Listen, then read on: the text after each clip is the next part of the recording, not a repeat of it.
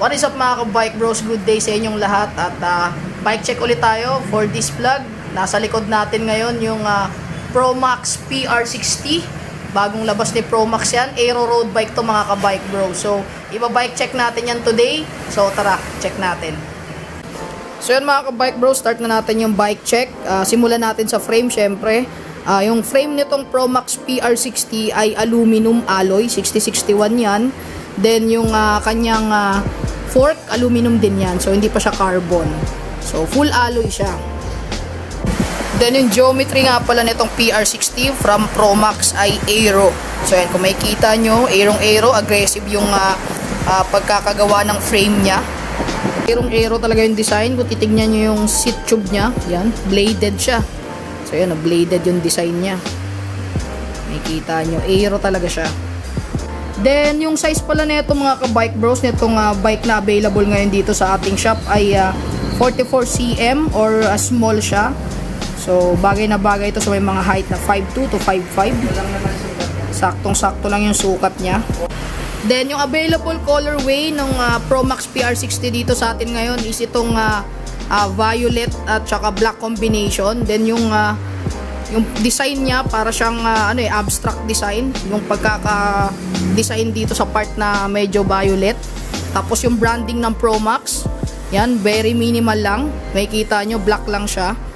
So yan, tignan natin yung close up ng design. So makikita nyo yan, sobrang abstract ng pagkakagawa nila sa nito, sa colorway nitong frame na to. So napaka-unique niya mga ka-bike bros, may iba talaga kayo. Then, dito sa bandang head tube niya, meron ditong logo ng Promax din. Yan, letter P. Mapapansin nyo. So, very minimal lang din siya. Kaya, hindi masyadong masagwa tignan. So, napakaganda pa din niya tignan. Then, dito sa part na to ng frame niya, sa bandang top tube, may nakalagay na model. Yan. And, ito naman yung top tube niya. Kung mapapansin nyo, so, ito yung kalahati is plain black. Then, dito, another abstract design. Then, yung warning logo natin, nandyan pa din siya. So, yun ang pinaka-top tube design niya. So, kung mapapansin nyo mga ka-bike bros, wala na tayong nakikitang mga cables dito sa road bike na to.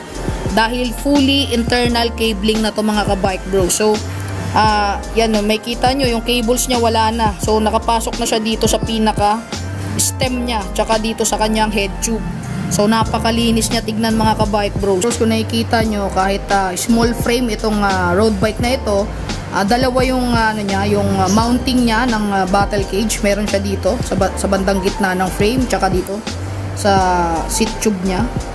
So yan. So dalawa pa din yung maikakabit nyo na battle cage. Then itong frame na to ng PR60, naka quick release pa to mga ka-bike bros. And kung makikita nyo, so madali na lang yung pagbaklas kabit niya. Same dito sa kanyang aluminum fork, naka quick release din siya. So punta na tayo ngayon sa cockpit ng PR60. Itong drop bar niya, integrated siya, aero design. Then dito sa ilalim, dyan nakapasok yung cabling niya. Dyan naka-route yung mga cables niya sa ilalim niyang na yan. So punta naman tayo sa seat post, naka siya, aero bladed na aluminum seat post. Yan kung makikita nyo. Then, dito sa part na to ng seat post, malapit sa saddle o dito sa clamp. So, may nakalagay dyan na warning, tsaka naka-indicate dyan kung ilang newton meter, depende sa inyong weight. So, okay na okay to dahil kahit papano, malalaman nyo kung gaano kataas yung torque na ilalagay nyo. Dahil usually, sa mga gantong seat post, yun ang madalas na problema, yung over-torquing ng mga bolts. So, yan, may indicator siya kung ilang torque. Yan, kung mapapansin nyo, dito nyo kasi ihigpitan yan, yung seat post nya.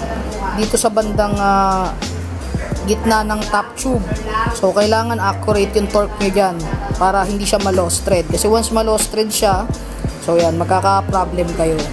So, sundin nyo yung indicated torque dun sa warning sign sa seat post ng road bike na to mga ka-bike bro. So, sa saddle naman tayo mga ka-bike bro. So, ito yung stock saddle nya.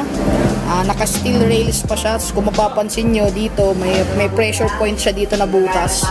So, yan, para sa pressure point. Kaya, Pang road bike talaga siya. Kahit mag-aero position kayo, hindi may ipit yung groin area nyo dyan.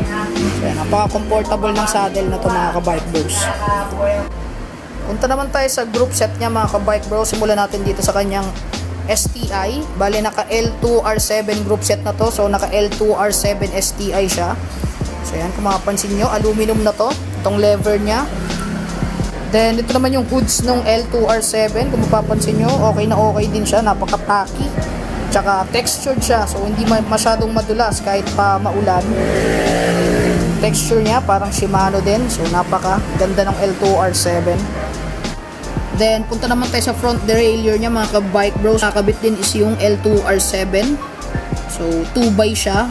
Then, itong mounting na itong front derailleur na to ay brace-on siya.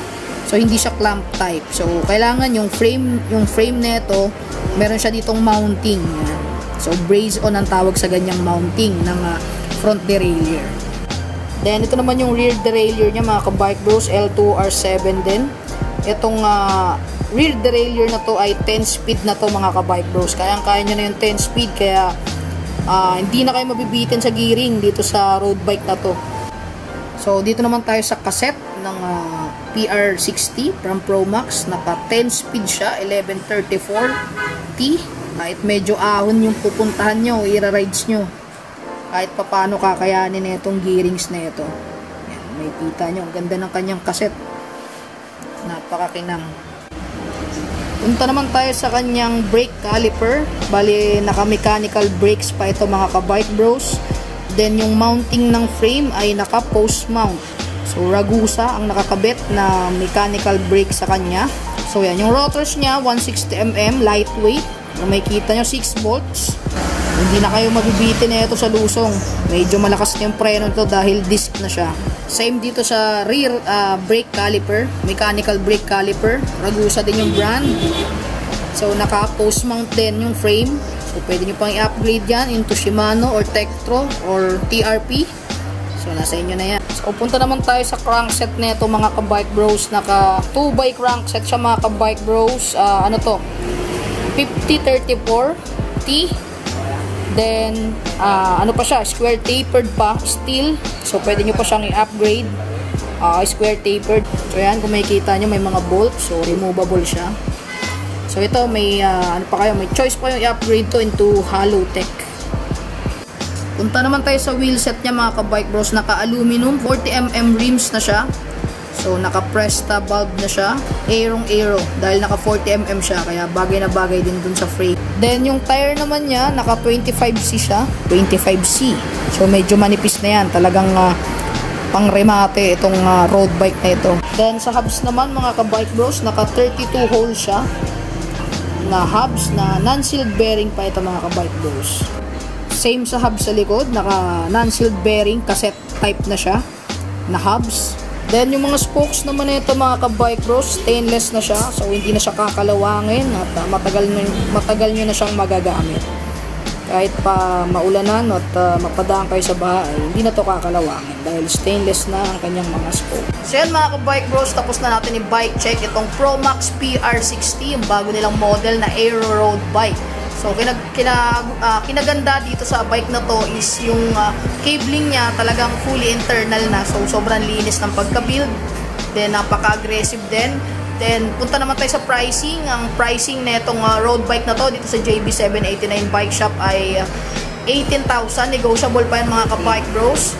So, punta lang kayo dito or ilalagay ko yung link ng Facebook page nila sa description below. I-click nyo lang yon. Message nyo lang sila kung interested kayo sa road bike na ito. So, para sa akin, napaka-solid na ng road bike na to.